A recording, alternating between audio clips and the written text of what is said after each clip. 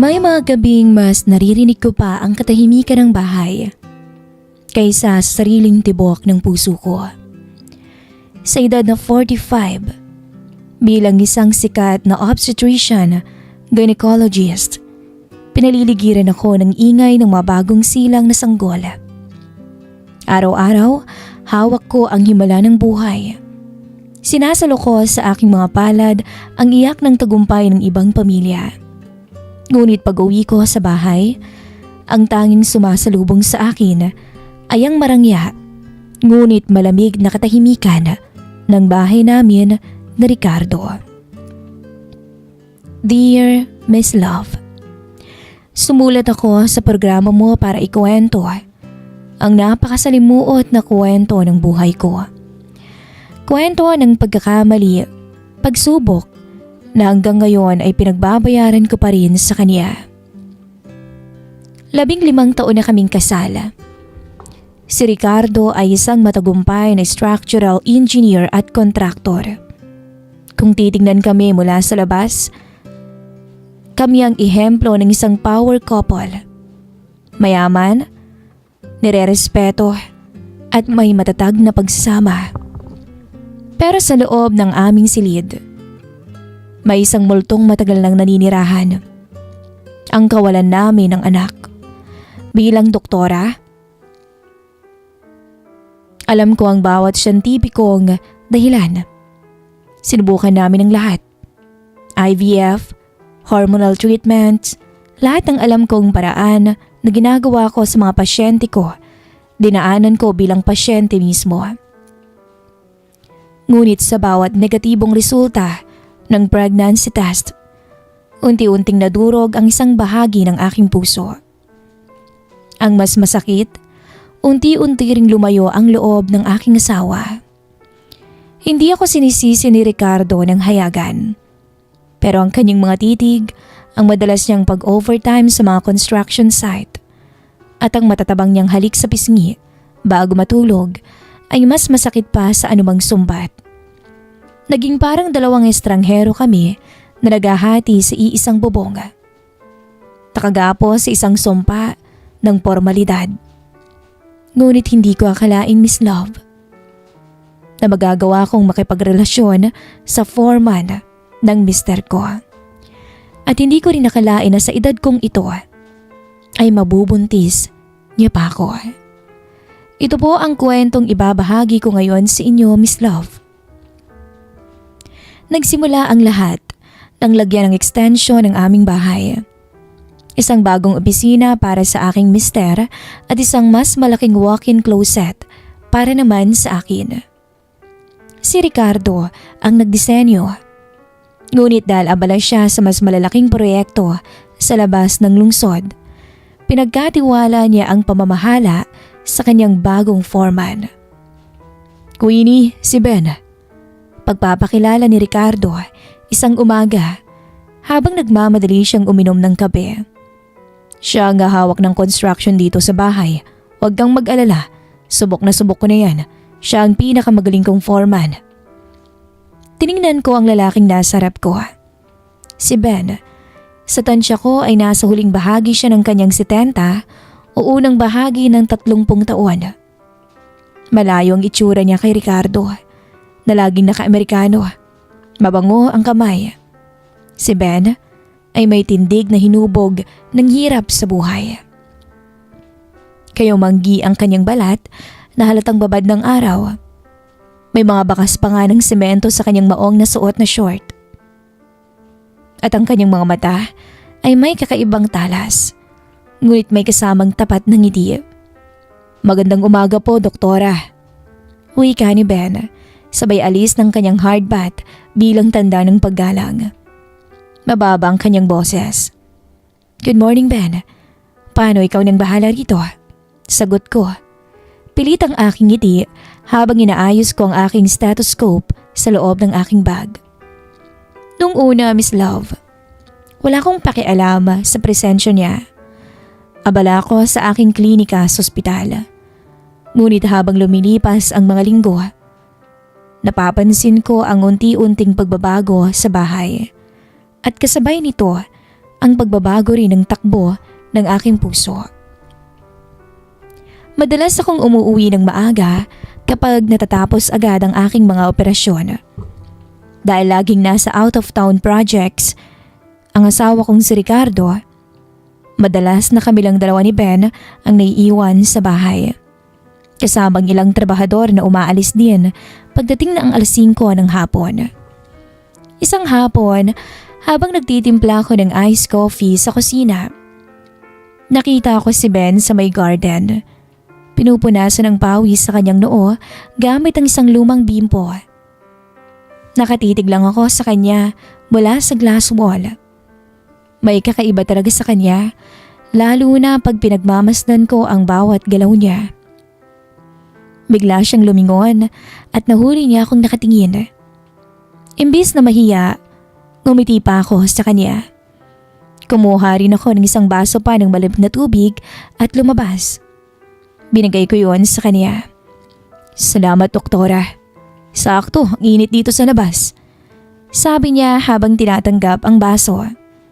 Nagtama ang kamay naming dalawa at may kuryenteng gumapang sa aking balat na matagal ko nang hindi nararamdaman. Isang simpleng hawak lamang yun, ngunit nagdala ng kakaibang pakiramdam. "Kumusta ang gawa, Ben? Mukhang mabilis kayo Pag-iba ko naman ang usapan. Sinusubukang itago ang kabog ng aking dibdib. "Malapit na po, doktora. Ang totoo niyan, mas madali ang trabaho kapag may maganda ka talagang inspirasyon," sabi pa niya. Diretso ang tingin sa aking mga mata. May kahulugan ng kanyang mga salita na alam kong hindi ko dapat binibigyang mali siya. Ngunit bilang isang babaeng gutom sa atensyon, doon ako unti-unting nahulog. Nagsimula kami sa may ikling kwentuhan, Miss Love. Nalaman kong galing siya sa probinsya ng Batanes. Maagang naulila at nabubuhay ng mag-isa dito sa Maynila. Walang asawa, wala ring anak. Sa bawat kwento niya, napapatitig ako sa kanya. Para kay Ben, hindi ako si Doktora Queenie, na isang mayaman at baog. Para sa kanya, ako si Queenie, isang babae. Dumating ang gabi na nagpabago sa lahat. Isang malakas na bagyo ang dumating noon. Tumawag si Ricardo. Na-stranded siya sa Batangas at hindi makakauwi. Sanay naman na ako. Pero nung gabing yun, Miss Love, mas matindi ang lungkot. Nasa kalagitnaan na ng gabi nang marinig ko o nang makarinig ako ng malakas na kalampag sa may labas, sa bahagi ng ginagawang extension. Dahil sa takot na baka gumuho ang scaffolding, nagsuot ako ng silk robe sa ibabaw ng aking nightgown at lumabas dala ang isang flashlight. Sa gitna ng malakas na ulan at dilim, nakita ko ang isang figura na pilit na tinatali ang isang malaking tarpaulin. Si Ben. Hindi siya umuwi. Natulog siya sa quarters ng mga trabahador para bantayan ang mga materyales. "Ben, anong ginagawa mo riyan? Pumasok ka sa loob!" Sigaw ko sa gitna ng ugong ng hangin. Basang-basa siya nang pumasok kami sa service area ng bahay. Humihingal siya. Nakadikit ang basang t-shirt sa kanyang dibdib at nanginginig dahil sa ginawa. "Pasensya na, doktora. Baka kasi masira yung mga gagamitin bukas paliwanag niya habang tumutulo pa ang tubig mula sa kanyang buhok. "Magpatuyo ka na nga, sandali. Kukuha lang ako ng tuwalya," sabi ko. Kumuha ko ng malaking tuwalya at dinala ko yun sa kanya. Habang pinupunasan ko ang kanyang likod nang hindi ko namamalayan, bigla siyang humarap sa akin. Malapit kami sa isa't isa. Amoy pawis siya, amoy lalaki, pero nangangamoy din ng panganib. Kitang-kita ko ang pagtaas-baba ng kanyang paghinga. Sa ilalim ng madilim na ilaw ng kusina, nakita ko ang kinang sa kanyang mga mata. Isang kinang na matagal ko nang gustong makita sa mga mata ng asawa ko. "Doktora Queenie." Bulong niya na tila nagtitimpi. "Ben?" sabi ko. Hindi na niya pinatapos ang sasabihin ko. Hinawakan niya ang aking bewang at hinila ko palapit sa kanya. At doon, nakalimutan ko ang edad ko. Nakalimutan ko ang sumpa ko sa asawa ko sa harapan ng altar. Nakalimutan ko si Ricardo. Sa gabing yon, Miss Love, tuluyang may nangyari sa amin. Isang pangyayaring akala ko umpisa lang, pero hindi pala. Dahil magtutuloy-tuloy yun. Kinabukasan nga, nagising akong magulo ang isip. May takot at konsensya, pero hindi ko maikakaila na may kakaiba ring pananabik. Pagbaba ko sa sala, saktong dumating si Ricardo mula sa biyahe niya sa Batangas. Mukha siyang pagod, gusot ang damit at dire-diretso agad sa taas para mag-ayos ng gamit. May meeting pa raw siya sa mga investor. Isang mabilis na halik sa pisngi ang binigay niya sa akin. Yung parang nakasanay na lang na tradisyon. Walang init. Kumusta kagabi, Queenie? Hindi ba pinasok ng ulan ng extension? Tanong niya habang nagmamadaling magpalit ng sapatos. Ayos lang.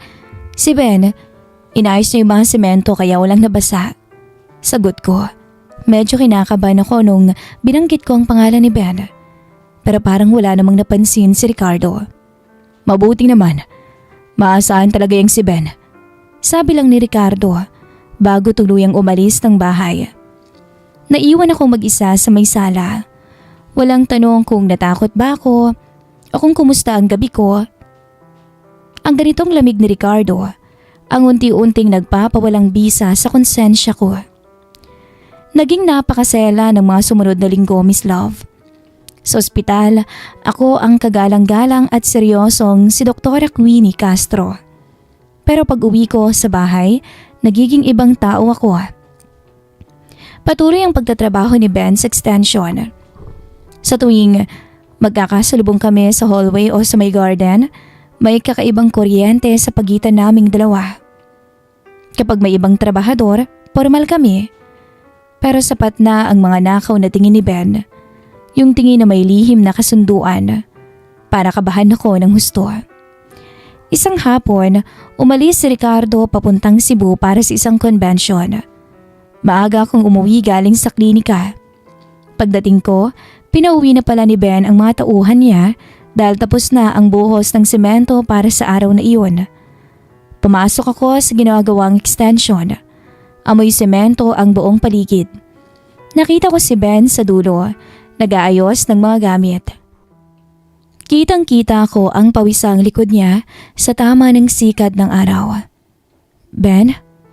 Tawag ko sa mahinang boses. Lumingon naman siya. Nung makita niya ako, biglang nagbago ang ekspresyon ng mukha niya. Nawala ang pagiging formal na foreman.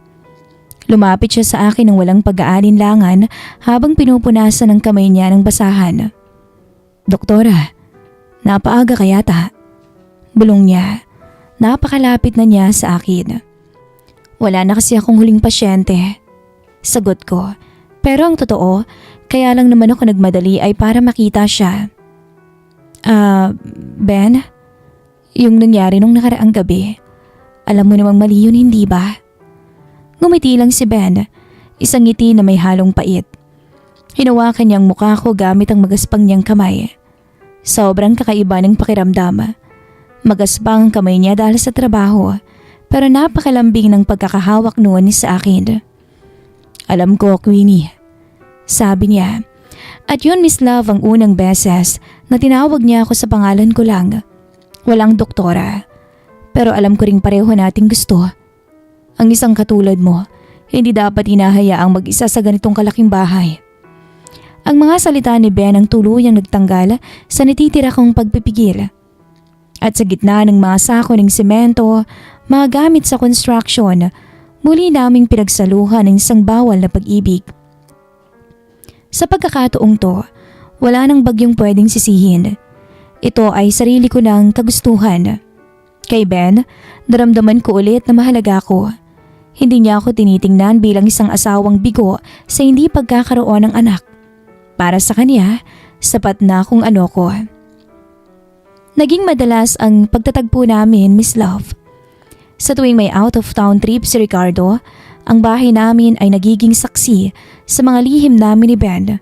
Sa office, sa walk-in closet na siya mismo ang gumawa, o kaya sa bakanting kwarto sa baba. Natutunan kong mamuhay sa dalawang magkaibang mundo.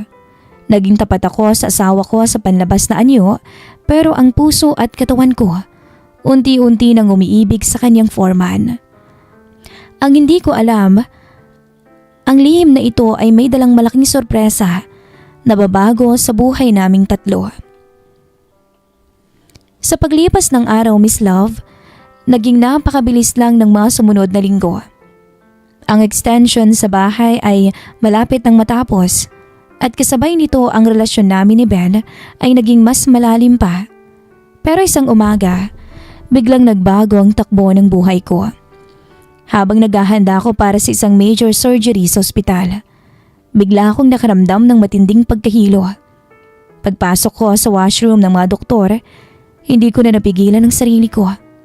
Nasuka ako sa lababo.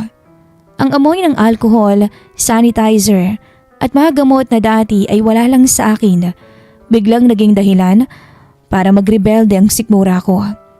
Bilang isang OVGYN, may isang hinalang pumasok agad sa isip ko. Pero mabilis ko rin tong tinaboy. 45 na ako. 15 taon kaming sumubok ng asawa ko at laging bigo. Baog ako. Yun ang katotohanang tinanggap ko na sa sarili ko para hindi na ako masaktan pa ng paulit-ulit. Inisip ko na baka pagod lang to. Stress sa dami ng pasyente nitong nakaraan. O kaya naman ay maagang sintomas ng menopause. Pero nang sumunod na 3 araw, ganun pa rin ang nangyayari. Laging masamang pakiramdam ko tuwing umaga. At nung tiningnan ko ang kalendaryo, delayed na ako ng buwan ng dalaw ko ng higit 2 linggo. Isang gabi, pag-aalis ng mga sekretary ko sa klinika, naglak ako ng pinto. Nanginginig ang kamay ko habang kumukuha ng isang pregnancy test kit mula sa cabinet ko. Isang maliit na bagay na ilang daang beses ko nang ginamit sa sarili ko noon na laging luha at kabiguan lang ang ibinibigay sa akin. Pumasok ako sa banyo at ilang minutong paghihintay sa resulta ay parang pinakamahabang oras ng buong buhay ko. Narinig ko ang sarili kong tibok ng puso. Napakabilis. At nung tingnan ko ang kit, parang huminto ang mundo ko. 2 pulang guhit. Malinaw na malinaw, Miss Love. Buntis ho ako. Napaupo ako sa sahig ng banyo habang hawak-hawak ang kit. Ang himala ng 15 taon kong pinagdadasal. Ang bagay na halos ikabalaw ko sa paghahangad ay narito na sa wakas. Buntis ako. Pero kasabay ng matinding tuwa ay ang isang napakatinding takot na nagpalamig sa buong katawan ko. Sa nakalipas na 2 buwan, 2 beses ko lang nakasalo ang asawa ko dahil palagi siyang pagod at busy. Pero kay Ben, halos gabi-gabi kaming magkasama sa dilim kapag walang tao sa bahay. Sino? Ang totoong ama ng batang nasa sinapupunan ko. Ang asawa ko ba na legal kong kasama o ang foreman na nagparamdam sa akin na isa akong tunay na babae? Magdamag akong hindi nakatulog. Kinabukasan, pumasok ako sa klinika na parang lutang. Hindi ko alam kung paano ko haharapin ang mga pasyente ko, lalo na ang asawa ko at si Ben. Pag-uwi ko ng hapon, nakita ko si Ben sa extension, nagpipintura ng mga dingding. Halos tapos na ang proyekto. 1 linggo na lang, aalis na siya sa bahay namin. Queenie, ayos ka lang? Tanong niya nang mapansin niyang maputla ko. Lumapit siya. May hawak na roller ng pintura at baka sa mukha niyang tunay na pag-aalala.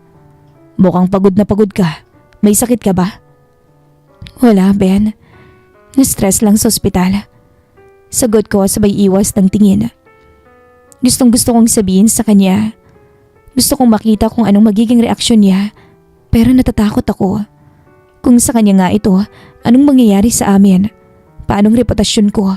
Paanong kasal namin ni Ricardo? Magpahinga ka na. Kung gusto mo ipagluluto kita bago ako umalis. Paglalambing niya. Umiling ako. Huwag na, Ben. Baka dumating si Ricardo ngayong gabi. Nung gabing iyon, dumating si Ricardo mula sa isang business trip. Kumain kami ng hapunan nung mapansin niyang hindi ko halos ginagalaw ang pagkain ko. May problema ba sa ospital, Queenie? Tanong niya habang nagbabasa ng mga dokumento sa tabi ng plato niya. Ganun siya palagi.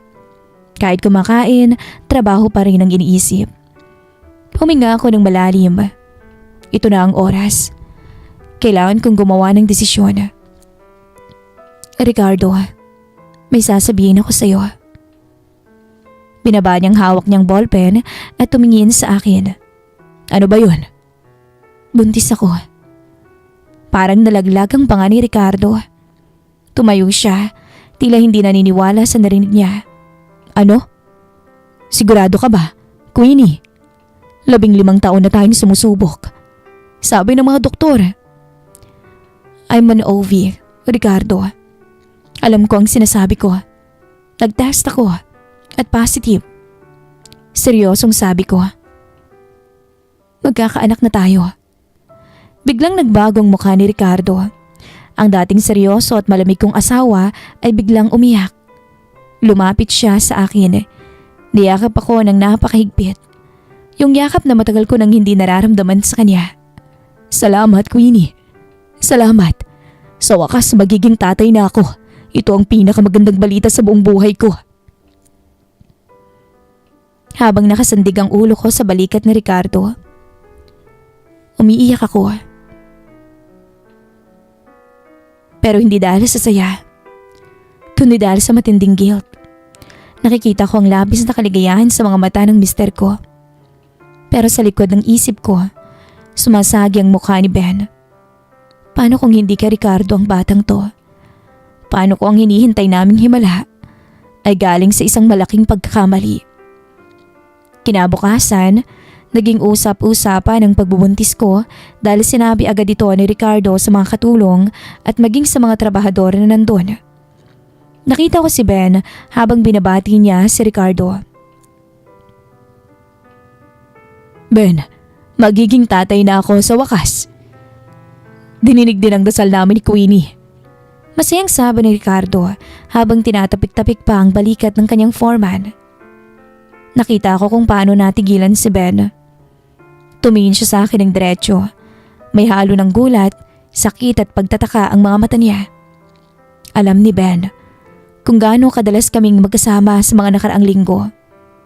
Alam niya ang katotohanan na posibleng siya ang ama. Pero wala siyang nagawa kundi pilit na ngumiti at makipagkamay kay Ricardo. Congratulations po, sir. Doktora, sabi lang ni Ben. Ang boses niya ay gumagaralgal pero pinilit niyang panatilihing formal. Noong gabing iyon, bagong huling araw ng pagtatrabaho ni Ben sa bahay namin. Nagkita kami sa ginagawang walk-in closet nang walang nakakakita. Madilim ang paligid. Sa akin ba yan, Queenie? Diretsahang tanong ni Ben, walang palikoy-likoy. Hindi ko alam, Ben. Hindi ko alam. Umiiyak nang sabi ko. Pero kahit kanino pa to. Asawa ko siya. Siya ang legal na tatay ng batang to. Huminga ng malalim si Ben. Hinawakan niyang magkabilang balikat ko. At naramdaman ko ang panginginig ng mga kamay niya. Mahal kita, Queenie, alam mo yan. Handa akong iwan ang lahat para sa'yo. Handa akong panagutan kayo ng bata kung sa'kin yan. Hindi pwede, Ben. Masisirang buhay natin.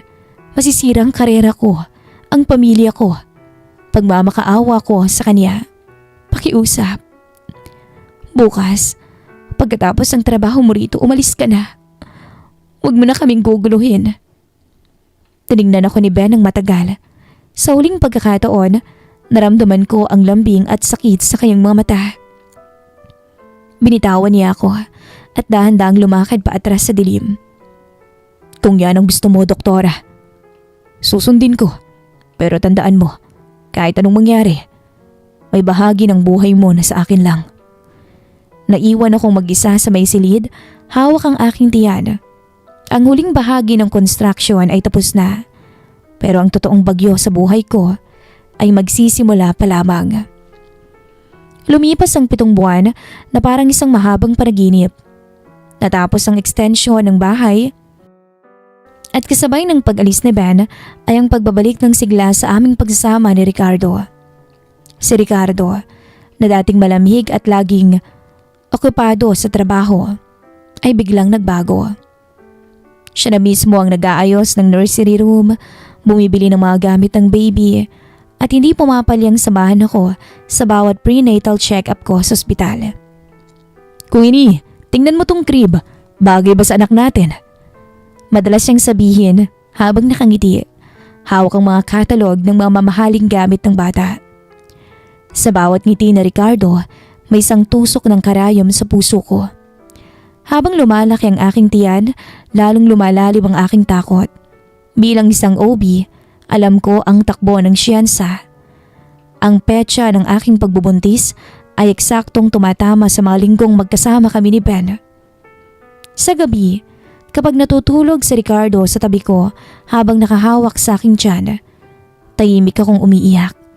Nagpapasalamat ako sa himala, pero natatakot naman ako sa katotohanan. Sinubukan kong burahin si Ben sa aking isipan. Nagpalit ako ng numero ng telepono ko at tiniyak kong wala akong anumang balita tungkol sa kanya. Akala ko sapat na ang panahon para mabaon sa limot ang aming kasalanan. Ngunit ang tadhana ay may sariling paraan ng pagsingil. Isang gabi, 1 buwan bagong aking takdang panganganak, bigla akong nakaramdam ng matinding sakit sa puson. Nabasag ang aking panubigan. Agad akong sinugod ni Ricardo sa ospital kung saan ako nagtatrabaho. Dahil sa komplikasyon nga ng aking edad, nagpasya ang aking mga kasamahang doktor na emergency cesarean section ako o CS. Habang nasa loob ng operating room, gising ako dahil sa anesthesia. Ngunit ang aking isip ay lumilipad. Maya-maya narinig ko ang iyak ng isang sanggol. Isang malakas, malusog at buhay na iyak. "Congratulations, Dr. Queenie. Napakagwapong baby boy," wika ng pediatrician habang nililinis ang sanggol. At dinala ito sa aking tabi para makita ko. Nung tumingin ako sa mukha ng aking anak, parang huminto ang tibok ng aking puso. Hindi ko nakikita si Ricardo sa kanyang mukha. Ang hugis ng kanyang ilong, ang makakapal na kilay, ang kurba ng kanyang labi, at ang kulay ng kanyang balat. Lahat ay replika ng isang tao. Si Ben. Walang duda. Kahit sanggol pa lamang to, ang genetics ay hindi nagsisinungaling. Ang bata ay anak ng foreman ng asawa ko. Nang ilabas ang baby sa recovery room, sinalubong ito ni Ricardo na may kasamang luha ng kagalakan. "Ang gwapo ng anak natin, Queenie. Kamukhang kamukha mo," sabi niya habang hinahalikan ang aking noo. Pinili ng kanyang mga mata na makita ang sa tingin niya ay tama. Dahil sa labis na paghahangad na maging isang ama. Ngunit alam kong hindi magtatagal ang bulag na kasiyahang to. Habang lumalaki ang bata, mas lalong makikita ang katotohanan. 2 taon ang mabilis na lumipas, Miss Love. Pinangalanan namin ang anak namin na Liam. Si Liam ang naging sentro ng buhay ni Ricardo. Iniwan ni Ricardo ang karamihan sa kanyang mga out-of-town project para lang makasamang bata araw-araw. At gaya ng aking kinakatakutan, habang lumalaki si Liam, mas lalong nagiging malinaw ang kanyang itsura, ang kanyang tindig, ang kanyang buhok, at ang kanyang mga mata ay buhay na patunay ng aking pagkakamali. Isang hapon, habang namamasyal kami ni Liam sa isang mall, biglang tumigil ang mundo ko. Sa isang coffee shop, nakita ko ang isang pamilyar na figura. Naka-polo shirt ng maayos, mas malinis ng tingnan, ngunit hindi ko maikakaila ang kanyang mga mata. Si Ben. Nagtagpo ang aming paningin. Nakita ko yung gulat sa kanyang mga mata na agad napalitan ng isang matinding emosyon nung bumaba ang tingin niya sa 2 taong gulang na batang hawak-hawak ko sa kamay ko. Lumapit si Ben ng dahan-dahan. "Queenie," bulong niya. Ang boses niya ay may parehong gaspang na nagpabilis ng tibok ng puso ko noon. Ngunit ngayon ay may dala ng takot. Ben? Sagot ko. Pilit na pinapatatag ang aking sarili. Habang hinila ko si Liam papalapit sa akin. Tinitigan ni Ben si Liam. Lumuhod siya para pumantay sa bata. Nakita ko ang panginginig ng kanyang mga labi nang makita ang sarili niyang muka sa bata. Ang bata na may ngumiti sa kanya. Isang ngiti na eksaktong kapareho ng ngiti ng foreman. Kamukha ko siya, Queenie. Bulong ni Ben. Habang may luhang pumapatak sa kanyang mga mata. Anak ko siya. Tama ba? Ben, pakiusap. Sabi ko habang natatakot na baka may makakita sa amin. Napag-usapan na natin ito. May pamilya ako. Si Ricardo ang ama niya. Pero akong totoong tatay niya. Nararamdaman ko, Queenie. At nakikita ko. Giit ni Ben. Tumayo siya at hinawakan ang braso ko. Hindi ko gustong sirain ang buhay mo. Pero may karapatan naman ako makilalang anak ko. Wala kang karapatan dito, Ben. Umalis ka na.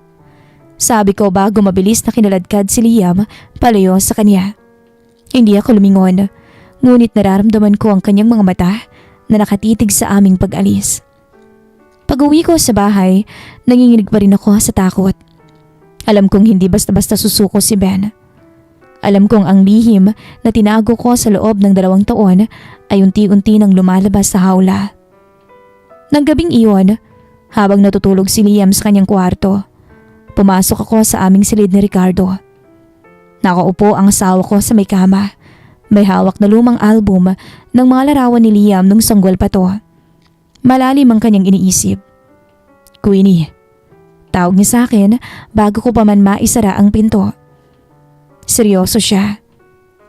Pero walang galit. Ngunit may dalang matinding lungkot. Bakit, hon? Lumapit ako at umupo sa tabi niya. Inaharap niya sa akin ang isang piraso ng papel. Isang laboratory report mula sa ospital.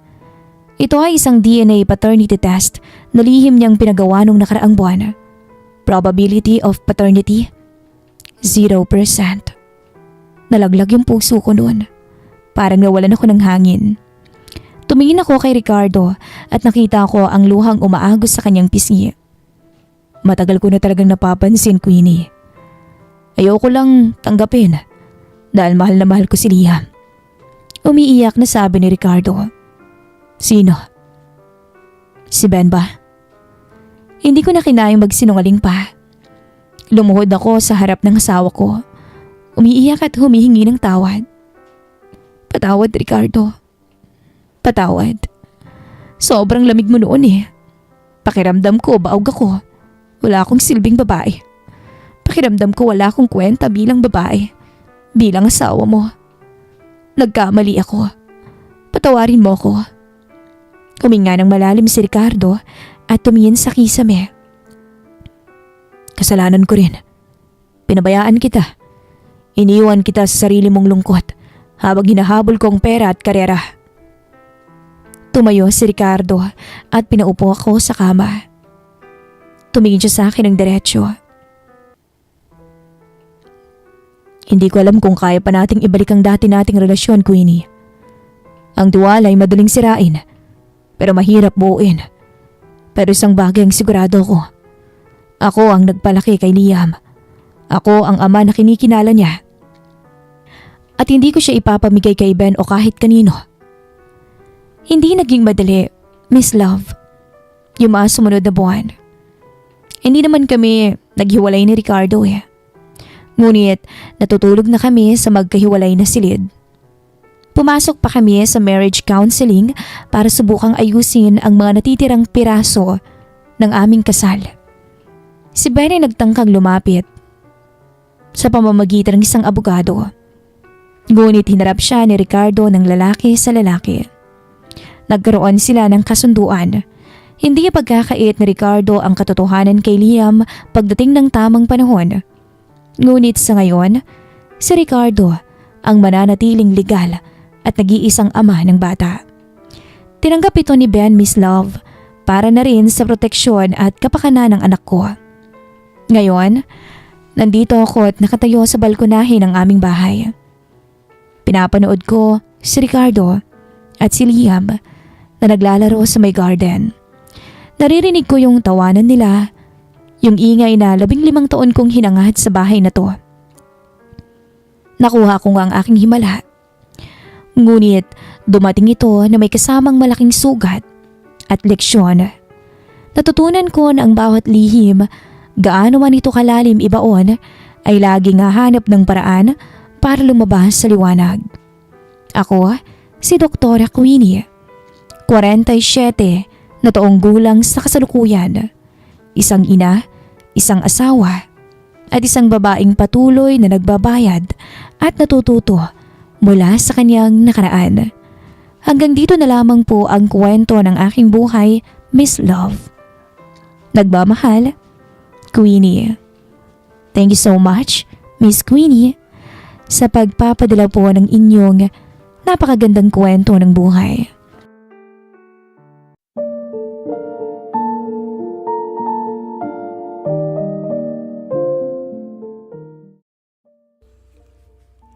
Dalawang taon na ang nakalipas. Pero hindi ko pa rin nakakalimutan ang unang beses na humanga ako sa isang babae. Masasabi kong maliban sa maganda at matangkad, ay malakas din talaga ang apil niya.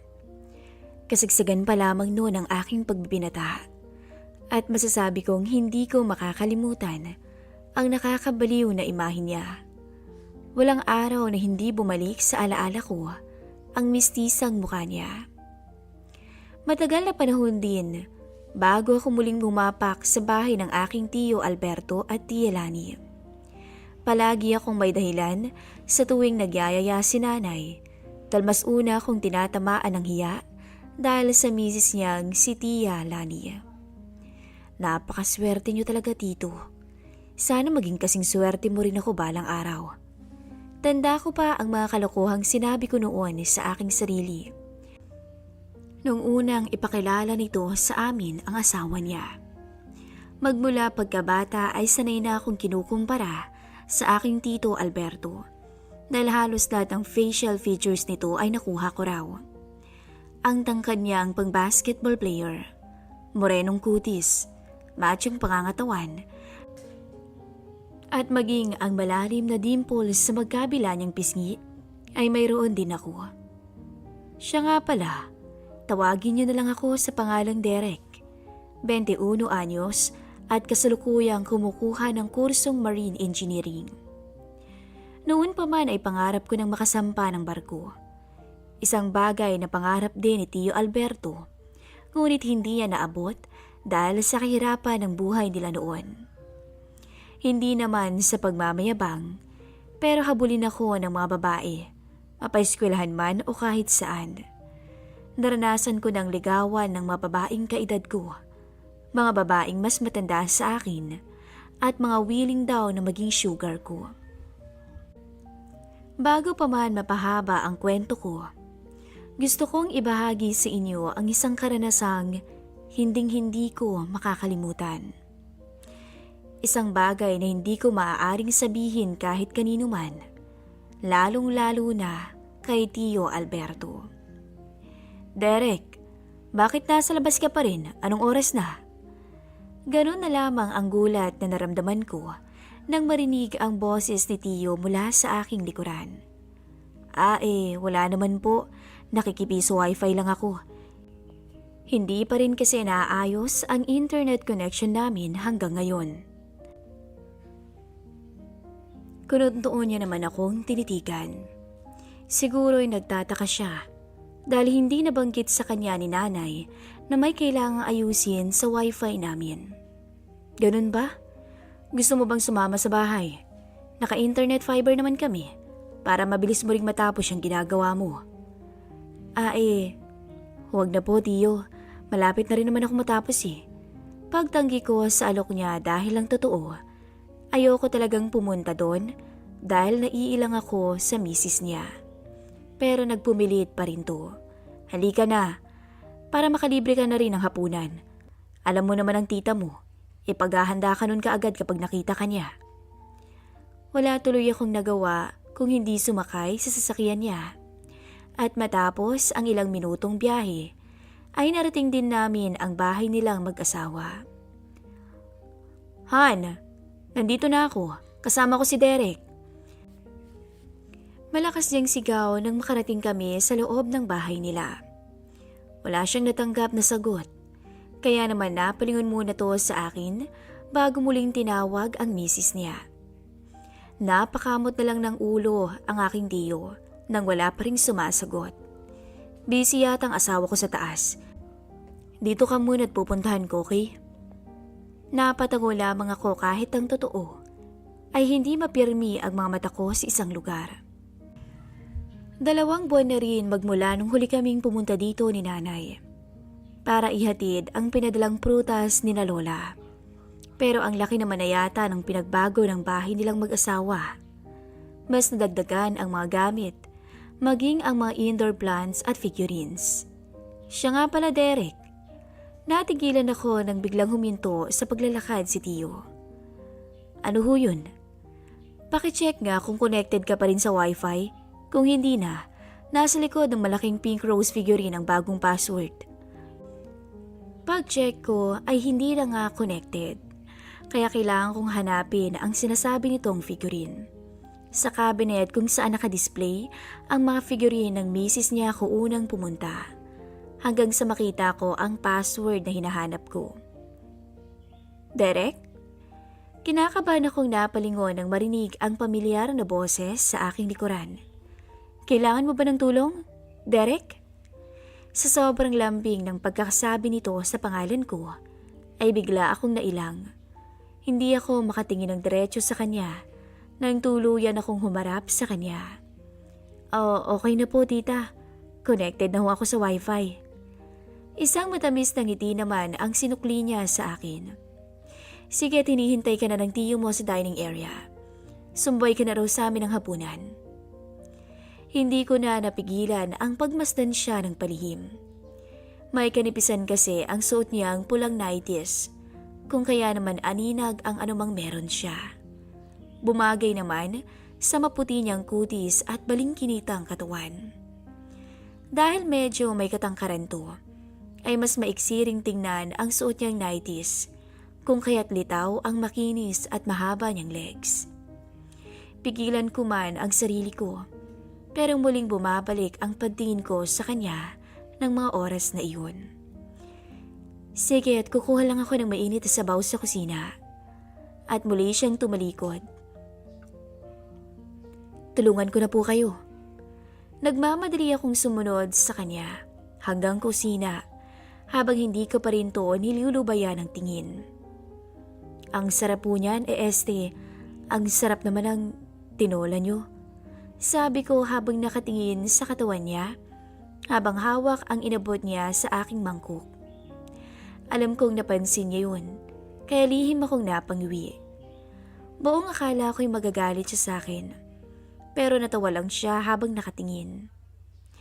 Hahakbang na sana ako papalayo sa kanya, nang bigla niya akong hinawakan sa braso. Wait lang, Derek. Humakbang siya papalapit sa akin.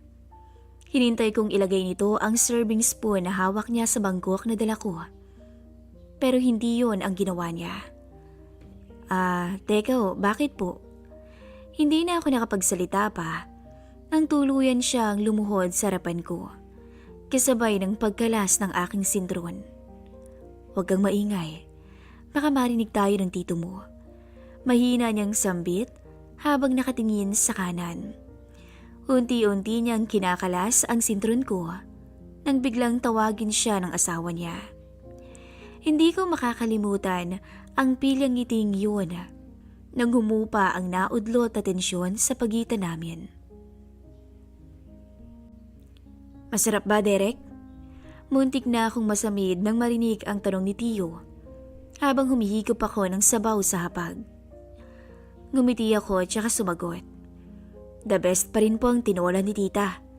Sabi ko kahit ang totoo, ay may ibang ibig sabihin ang sinabi ko na kaming dalawa lang ng misis niya ang nakakaalam. Bagya naman silang nagkatitigang mag-asawa Kaya wala akong nagawa kung hindi yumuko na lamang at mas pagtuunan ng pansin ang mga pagkaing nasa harapan ko. Mabuti na lang talaga at niligawan ako ni Lani noon. Kung hindi, baka asin at asukal pa rin ang dinidildil ko hanggang ngayon. Parang napukaw ang interes ko sa sinabing yun ni Tio Alberto. Siya po ba yung naligaw sa inyo? Nagtataka kong tanong. Dahil ito ang unang beses na nabanggit nila ang tungkol doon. Sabay lamang silang tumangot tsaka natawa kong tinitikan. Dahil masyadong mahilig mag-experiment si Lani, kaya pati ako napagdiskitahan niya. Han naman, saway naman ang asawa niya na may kasama pang malakas na tapik sa balikat. Maging ako ay natawa na rin sa takbo ng usapan naming tatlo. Pakiramdam ko tuloy, unti-unti na ang nababawasan ang ilang na nararamdaman ko habang nakikita ko silang nagbibiruan at naglalambingan. Napaisip tuloy ako kung sadyang napaglaruan lang din ako ng asawa ni Tio, kaya nangyari ang lahat ng yun. Ilang linggo na rin ang nakalipas, pero hindi pa rin ako makapaniwala sa tensyong namagitan sa amin ni Tita Lani sa kusina. Nak, pwede mo ba itong ihatid sa bahay ng tito o tita mo mamaya? Pakisabi pinabibigay ng lola mo. Ayaw ko mang pumunta muna doon, pero wala naman akong naiisip na idahilan. Alam kong hindi rin naman kayang buhati ni nanay ang karton papunta sa kanila. Oh, Derek, napadan ka yata. Anong mayroon? Bungad sa akin ni Lani matapos niya akong pagbuksan ng pintuan. Mabilis ko namang nilapag sa sulok ang bitbit kong karton malapit sa may pintuan. Pinapahatid po to ni nanay Galing raw po kila lola. Sinadya ko talagang iksian ang sagot upang huwag nang humaba pa ang usapan. Hanggat maaari, ay umiiwas na rin ako ng tingin kay Lani, lalo na sa suot nitong kahit sabing simpleng puting sando at maiksing maong short lang, ay nakakabaliw pa ring pagmasdan dahil natural ang kaseksihan nitong taglay. Tuloy ka muna, Derek. Tamang-tama, may inihanda akong merienda. Huwag na po. Busog pa naman ako Giit ko. Pero imbis na makinig sa akin, ay bigla na lamang niya akong hinila. Papasok sa loob ng bahay. Sige na, huwag nang mahiya, Derek. Alam ko namang paborito mo lahat ng niluluto ko.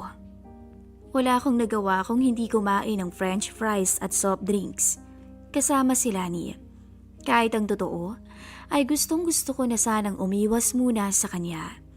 Hindi lamang dahil sa tuksong hatid nito, kung hindi bilang respeto na rin sana sa aking Tio Alberto. Wala ka bang pasok ngayon? Wala po May emergency meeting daw po yung prof namin. Ganun ba? Napansin kong humina ng bahagya ang boses nito.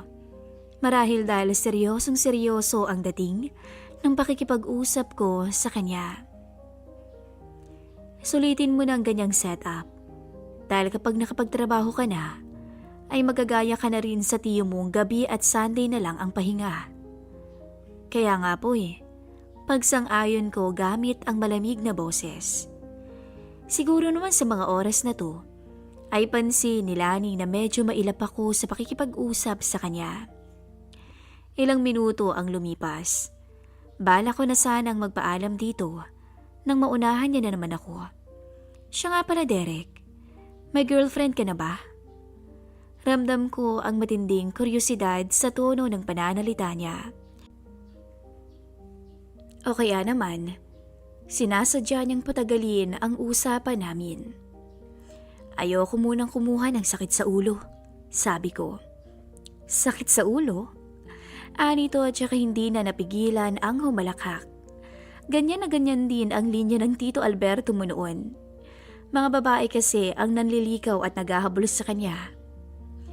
Nakatingin na siya ngayon sa akin, pero halata akong higit pa sa pinag-uusapan naming dalawa ngayon ang gusto niyang pag-usapan. Alam mo, hindi na ako magtataka kung bakit. Dahil magkamukha talaga kayong dalawa. magkasing tangkad, at magkasing kutis. Lahat na yata nakuha mo sa kanya. Napangiti na lamang ako sa sinabi ni Tita Lani. Ibig sabihin, gwapo din si Tio, biro ko. Tumango siya at saka muling natawa habang sumasagot. Oo naman, kahit babaero. Mabuti na lang talaga at kasal na silang dalawa. Kung kaya't hindi na siya nagsiselos, kahit gaano pa karami ang babaeng lumalapit dito. Pero sadya naman yatang hindi silosa si Lani dahil wala naman tong maaaring pagmulan ng kahit na anong insecurities sa katawan o pwede ring sabihin nagagawa niya ring sakyan ang mga kalokohan ng asawa niya. Kumbaga, siyang nagsilbing standards, hindi lamang sa mister niya kung hindi maging sa akin. Babaero ka rin ba tulad ng asawa ko? Nabigla ko sa tanong niya. Hindi naman po ako babaero. Nasa tama lang ako. Akala ko matutuwa siya sa sinabi ko.